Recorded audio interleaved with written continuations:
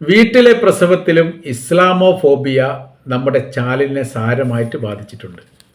ആ രീതിയിലാണ് ഇപ്പോൾ ഈ വിഷയത്തെ തന്നെ സംബോധനം ചെയ്തുകൊണ്ടിരിക്കുന്നത്. യഥാർത്ഥത്തിൽ നമ്മുടെ പ്രദേശത്തിൻ്റെ പല ഭാഗങ്ങളിലും ഗോത്രവർഗത്തിൽ ആദിവാസി മേഖലയിലൊക്കെ വീട്ടിലെ പ്രസവം ഇപ്പോഴും നടക്കുന്നു. ശാസ്ത്രം വലിയ രീതിയിൽ പുരോഗതി ഉണ്ടെങ്കിലും ആധുനികപരമായ വൈദ്യശാസ്ത്രം വല്ലാത്ത രീതിയിൽ പുരോഗതി സ്ഥാപിച്ചിട്ടുണ്ടെങ്കിൽ പോലും ഇത്തരം പ്രസംഗങ്ങൾ സ്വാഭാവികമായിട്ട് നടക്കുന്നുണ്ട്. പക്ഷേ ഇവിടെ നടക്കുന്ന സംഭവം എന്ന് പറയുന്നത്, അവിടെ ഒരു ദുരന്തം ഉണ്ടാകുമ്പോൾ അതിലെ ജാതി അന്വേഷിച്ചുകൊണ്ട് അതിനെ വിമർശിക്കുക എന്നുള്ള ഇസ്ലാമോഫോബിയയുടെ ഒരു രീതി ഇവിടെയും വരുന്നു എന്നതാണ് ഇതിൻ്റെ യാഥാർത്ഥ്യം. പറയുന്ന സമയത്ത് വീട്ടിൽ നിന്ന് പ്രസവം നടത്താൻ വേണ്ടിയിട്ട് മതപരമായിരിക്കുന്ന ഒരു പിന്തുണയൊന്നുമില്ല. ഏറ്റവും നല്ല വൈദ്യ പരിശോധനയും വൈദ്യ ചികിത്സയും തേടണം എന്നുള്ളതാണ് മതത്തിൻ്റെ നിയമം. ഒരു വ്യക്തി ചെയ്തിട്ടുണ്ട്, ആ വ്യക്തിയിൽ അധിഷ്ഠിതമാണ് ആ കുറ്റവും ആ തെറ്റും.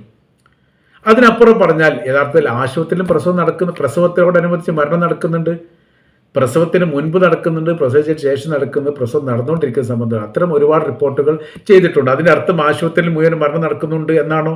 ഒറ്റപ്പെട്ട സംഭവങ്ങൾ അവിടെ നടക്കുന്നുണ്ട്.